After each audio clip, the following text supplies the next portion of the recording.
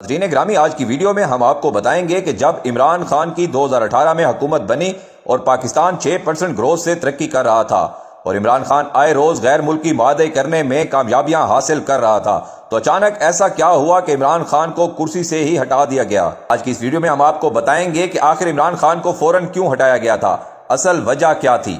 Senior قانون دان justice retire Nasira Javed نے سب کچھ کھول کر بتا دیا۔ انہوں نے کہا کہ عمران خان کو کیوں فوراً ہٹایا گیا۔ عمران خان نے ایسا کیا جرم کیا تھا کہ امریکہ کو اسے فوراً اس کے عہدے سے ہٹانا پڑا؟ اگر امریکہ ایسا نہ کرتا تو اسے کس قسم کے نقصانات اٹھانے پڑ سکتے تھے؟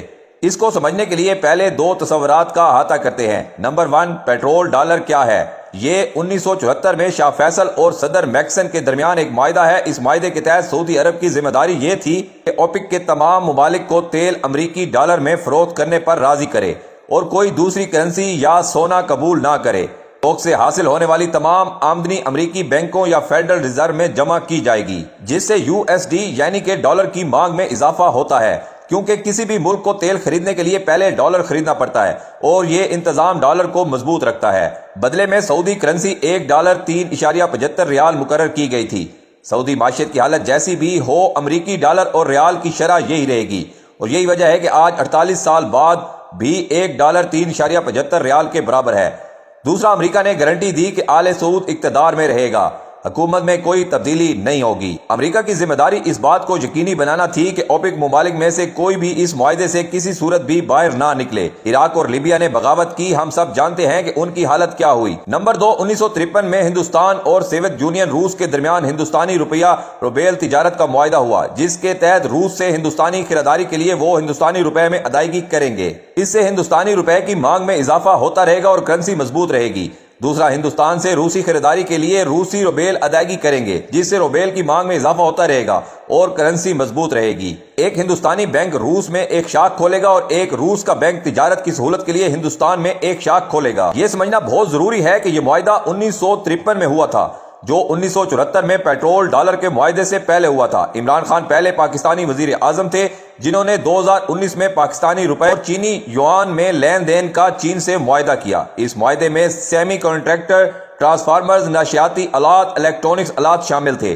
اگرچہ امریکہ اس سے خوش نہیں تھا، لیکن وہ چپ رہا کیونکہ اس میں تیل کا لین دین شامل نہیں تھا۔ عمران خان 2022 میں تیل کے لیے پاکستانی روپے اور روسی روبیل کا معاہدہ کرنے کے بالکل قریب تھے۔ یاد رکھیں، پیٹرول ڈالر کا معاہدہ 1974 کا ہے اور امریکہ پاکستان کے اس معاہدے کو کبھی قبول نہیں کر سکتا تھا، کیونکہ اگر دوسرے ممالک بھی اس کی پیروی کرتے تو یونائٹڈ اسٹیٹ ڈالر کمزور ہو جاتا اور امریکی معیشت میں گراوٹ آ جاتی اور وہ مزید سپر پاور نہیں رہ پاتا۔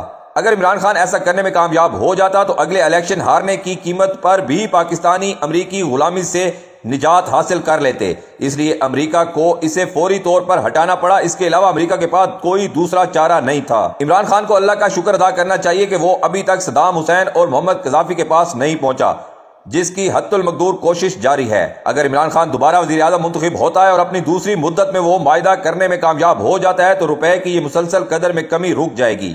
پاکستان IMF کو ادائیگی کرنا شروع کر دے گا اور تبادلوں کی شرح بحال ہو جائے گی اور پاکستان 2 سے 3 سال میں IMF اور ورلڈ بینک کی غلامی کا توق اپنے گلے سے اتار پھینکے گا۔ سیاسی وابستگی سے بالاتر ہو کر حب الوطنی کو ملحوظ خاطر رکھتے ہوئے اپنی اور اپنی آئندہ نسلوں کے لیے سوچنا چاہیے۔